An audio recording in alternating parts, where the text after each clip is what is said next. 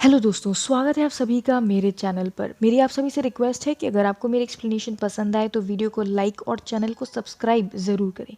दोस्तों, अगर आपने इस सीरीज़ के पहले एपिसोड्स नहीं देखे हैं तो इसका लिंक आपको डिस्क्रिप्शन बॉक्स में मिल जाएगा।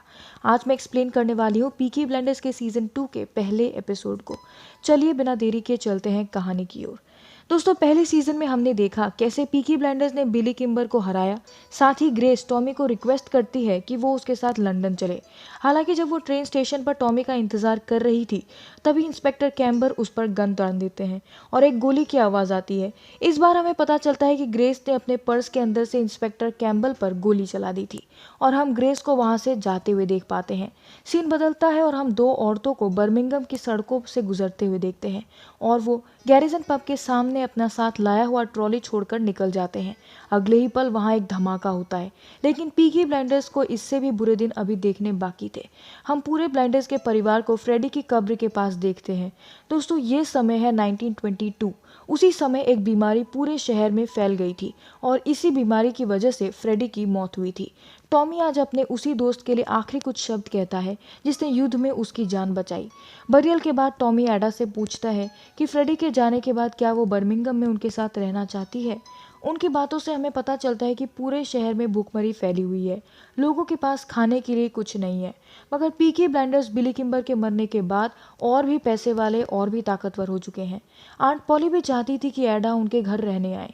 आज के दिन भी टॉमी बिजनेस के बारे में ही बात करता है और वो कहता है कि वो लंदन तक अपने बिजनेस को फैलाना चाहता है। ज़्यादा बिजनेस मतलब ज़्यादा पैसा और ज़्यादा पैसा मतलब ज़्यादा दुश्मन।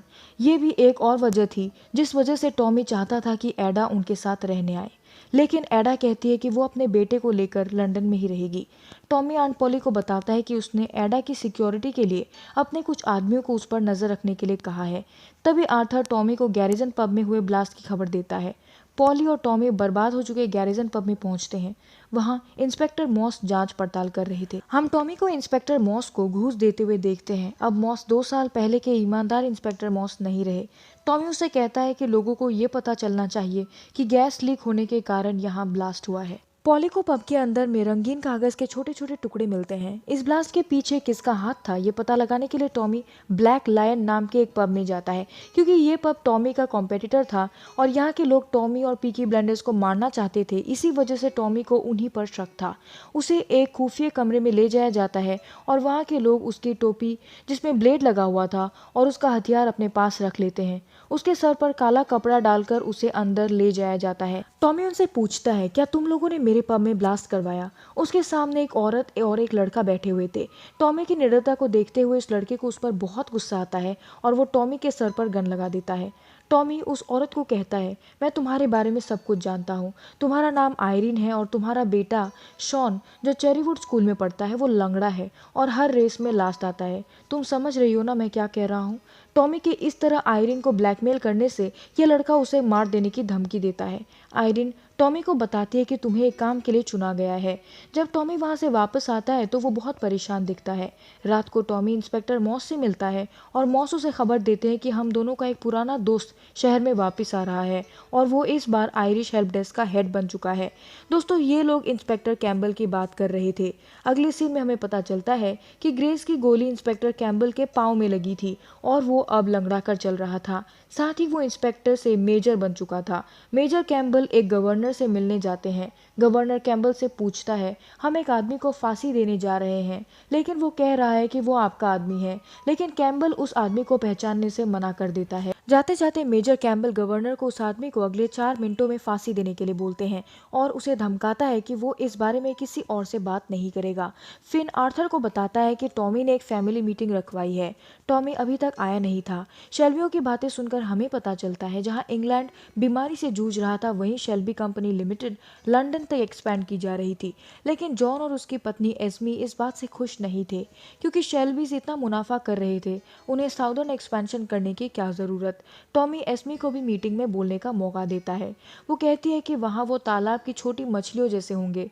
उसका ये कहना था कि उन्हें लंदन तक जाने की ज़रूरत ही क्या, जब वो नॉर्थ के रूल करके इतना पैसा कमा सकते हैं। लेकिन टॉमी अपनी ज़िद पर अड़ा रहता है और अगले दिन से एक्सपेंशन करने की तैयारियां करने का ऑर्डर देता है। शायद टॉमी ऐसा इसलिए कर रहा था क्योंकि लंदन में ग्रेस रहती थी। टॉमी आंट पॉली को लंदन के प्लान के बारे में बताता है। वो उसे बताता है कि आयरे के लोगों ने उनके पब को बॉम्ब से उड़ाया था।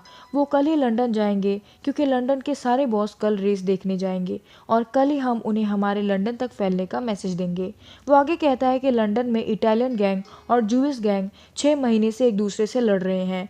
मैं जूइश गैंग से दोस्ती कर लूंगा क्योंकि वो साउथ लंदन को रूल करते हैं। आंट पॉली टॉमी से कहती है, तुम हम औरतों की कोई बात नहीं सुनते, तुम्हें औरतों पर विश्वास ही नहीं है। अब समय हो चुका है, तुम्हें ग्रेस को भुला देना चाहिए। टॉमी वहां से सीधे लिजी के पास पहुंचता है और उसके साथ इंटीमेट होता है और उसके बदले वो लिजी को पैसे देता है। लिजी उसे कहती है, मैं चाहती हूँ कि तुम मुझे एक दिन पैसा ना दो जिससे मुझे लगे कि हम नॉर्मल लोग हैं। टॉमी लिजी को ग्रेस की जॉब दे देता है। इधर आंट पॉली एक जिप्सी से मिलने जाती है।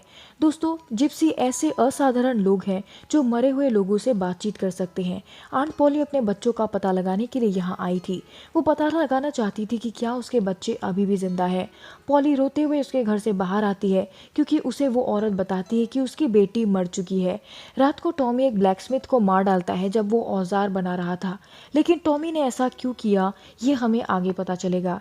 इसके बाद टॉमी आर्थर और जॉन को लंदन ले जाने आया था। पीकी ब्लाइंडर्स के तीनों भाइयों के निकल जाने के बाद जॉन की पत्नी एस्मी पॉली से पूछती है, क्या आप भी मेरी तरह ये सब नहीं होने देना चाहती। वो पॉली को बताती है कि वो जानती है वो एक जिप्सी से मिलने गई थी। वो एक नंबर की ढोंगी है और वो लोगों को वही बताती है जो शायद पहले से ही उनके मन में हो। पॉली नहीं चाहती थी कि इस बारे में किसी को भी पता चले। पॉली उसके गले पर चाकू रखकर उसे धमकाती है कि अगर उसने इस परिवार के किसी को भी इस बारे में बताया तो वो उसे काट डालेगी। रास्ते में टॉमी और उसके भाई मिलकर उस ब्लैकस्मिथ की लाश को दफना देते हैं जिसे टॉमी ने मार डाला था। टॉमी उन्हें बताता है कि ये उसने आयरिश लोगों के कहने पर किया जो उसे ब्लैकमेल कर रहे थे। लंदन में टॉमी, आर्थर और जॉन एडन क्लब में जाते हैं जिसे डार्बी साबिनी चलाता था। ये साबिनी पीकी ब्लाइंडर्स से ज़्यादा ताकतवर थे और उन्होंने आधे से ज़्यादा रेस कोर्सेस को अपने कंट्रोल में कर रखा था। ये तीनों क्लब में बैठकर एंजॉय कर ही रहे थे कि तभी उन्हें एक आदमी आकर बताता है कि पीकी ब्लाइंडर्स को यहाँ आने की इजाज़त नहीं है। टॉमी वहाँ जानबूझकर लड़ाई शुरू कर देता है।